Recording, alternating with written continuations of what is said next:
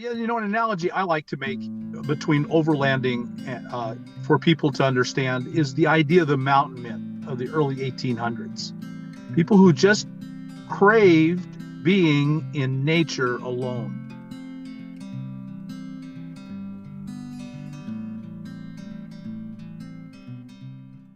Hi, everyone. Welcome back to my next video. Today, we're going to meet Phil from Down to Mob. What does overlanding mean to you? Yeah, that's a great question. It's something that's being discussed a lot, and the term seems to have grown in popularity the past 5 years.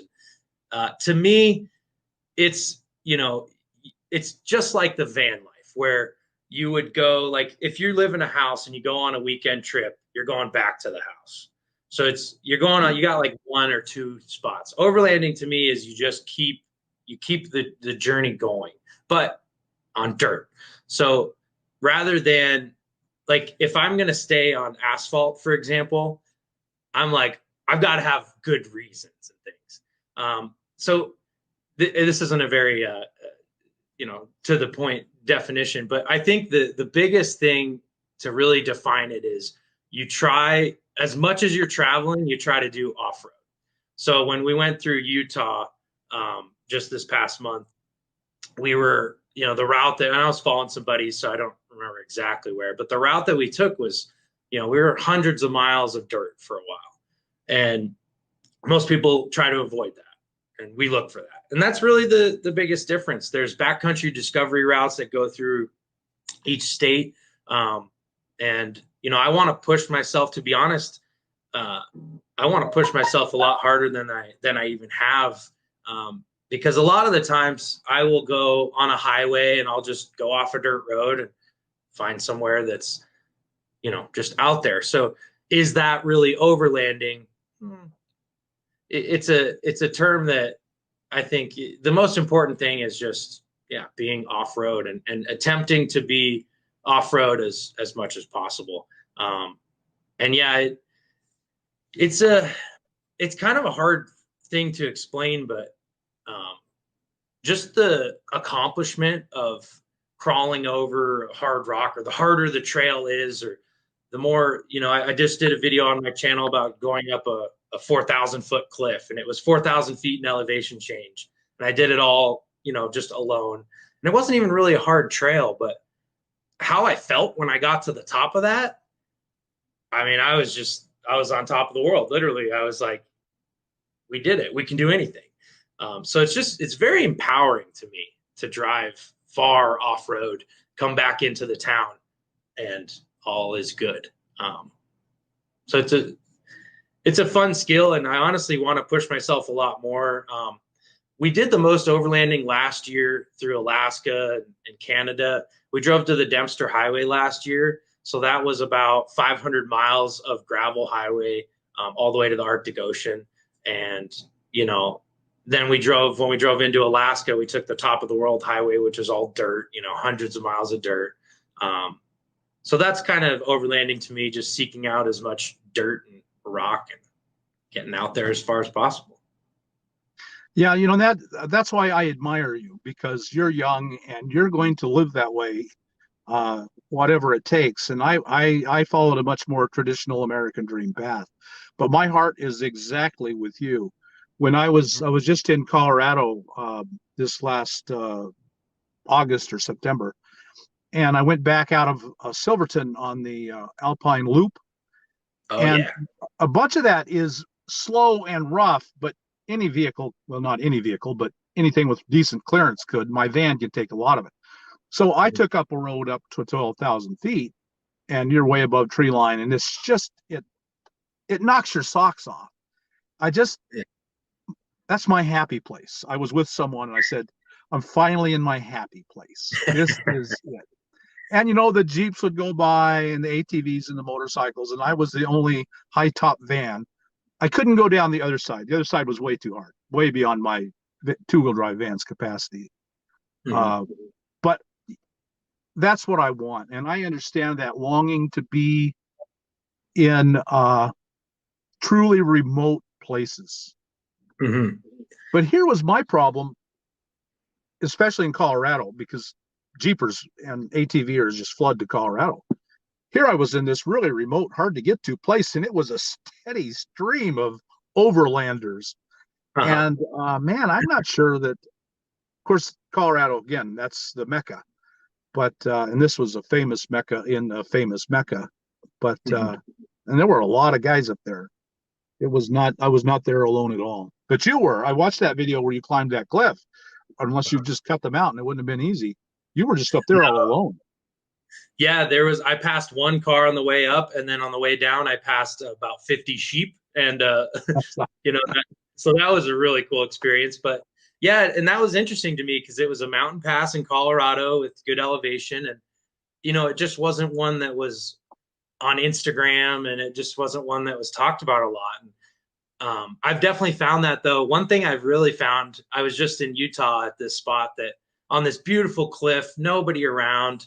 And in the morning, we woke up to a bunch of photographers like who had got there early in the morning to get pictures. And, we're like, well, what? There's nobody here. I find that the end of the road spots a lot where there's the cliff and there's the beautiful view. There's always people going there. Or if it's like a river or a lake.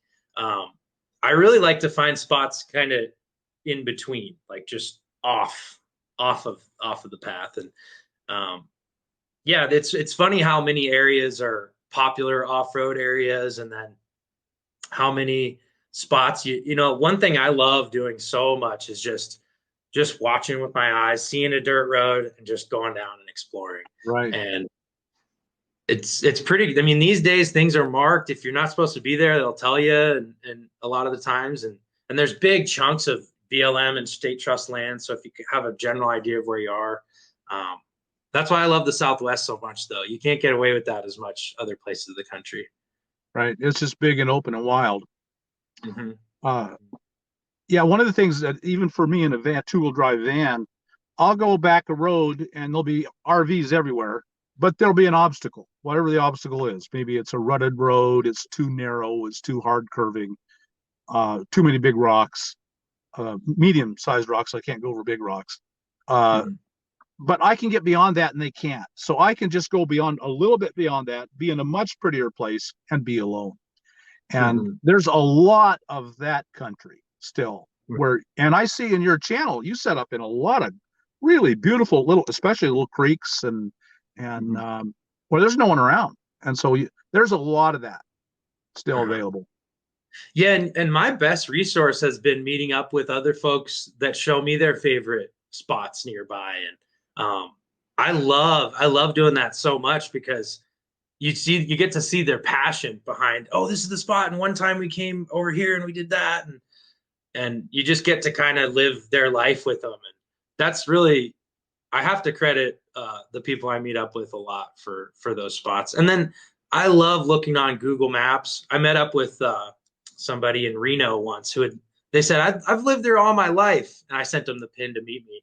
And I've lived here all my life and I've never seen this. How'd you find the spot? And I was like, well, I had to be in Reno, and I looked on Google Maps and saw, oh, there's a river. And I zoomed in and I saw, oh, there's roads. And I just went. And so a lot of times it's simpler than, you can make it really hard and do this big track on Gaia or these different apps. But a lot of times I just use Google Maps and try to keep it simple, keep some adventure there. And to be honest with you, 90% of the time, I don't need 37-inch tires and a big Jeep. But that 10% of the time, and where there's, like you said, there's those ditches and things that big rigs don't want to go through. And I'm just like, I don't even think twice. If you're willing to go and you have a little bit of driving skill and keeping your momentum, it's amazing. I have a friend in a two-wheel drive Subaru who follows my buddy in his 4x4 van everywhere. Yeah. Yeah. Yeah. Right. A lot of it is just the roughness of the road and the clearance. A two-wheel drive can do it. It's you get beat up the whole way unless you air down, and most people don't even know to air down. Yeah, an analogy I like to make between overlanding for people to understand is the idea of the mountain men of the early 1800s. People who just craved being in nature alone. And so the ability to travel and to move and to see and exist. And I think there's a certain craving in all human hearts, but for somehow for people like you and me, it's a pretty overwhelming craving. You need that to be out in nature. And that's what overlanding is to me. That's a great point. I talk a lot about the travel aspect of it, but really the destination is so important, and the camping aspect of it. There would be no overlanding if you just went home and didn't camp. I think that's a big part, and we want to be in those spots where you just. I think the beautiful thing about being completely engulfed in nature is there's no right or wrong. There's no, when someone builds a house or they build a car, it's easy to critique it and say, oh, maybe you should have put the window here or this or that. You're outside. You're not thinking, oh, God should have put more trees here. No, everything's just perfect. It's just great. And it allows you to just accept the way things are and work with them. And I love the being prepared for different weather, rain and snow. And it was so fun last year. I was so prepared. This year, not as much in the tent, but last year being, that stuff would come and you'd go, oh, it's going to snow. And then you'd be like, I'll be fine. It's pretty empowering. Yeah. It's the life that appeals most to me. So what made you really want to go to the 4x4? Oh, I always have. Well, I don't want to make the interview about me. I grew up in Alaska, and actually in Alaska, especially when I was younger, there's not a lot of off-roading. It's just impassable. You can't get through that. And everything's by air and by boat. And so I didn't do a lot of off-roading, but I always had four-wheel drive. You had to have four-wheel drive to get around. So being out in nature and four-wheel driving were just always a constant part of my life. And the idea of putting them together, that's a no-brainer. In fact, when I first moved to the lower 48 and lived in it after I retired, it was in a F-150 4x4 with a wooden shell that I built on my F-150, and that was my life for the first 2 or 3 years on the road down here. And it's the one I loved and want to go back to. I experienced the same thing with Alaska and a lot of places through Canada. There wasn't really long. A lot of it's logging roads, if anything. And honestly, most of the amazing camp spots we had there were just right off the highway. I mean, a lot of times you're driving and you see a river and you see a camp spot and you can get right there. So it's pretty cool. The further out you go, the less off-roading you really have to do when you're in these really small towns and things. So if you got anything out of this video, like us on YouTube, subscribe to the channel, hit that thumbs up button, and we'll talk to you later.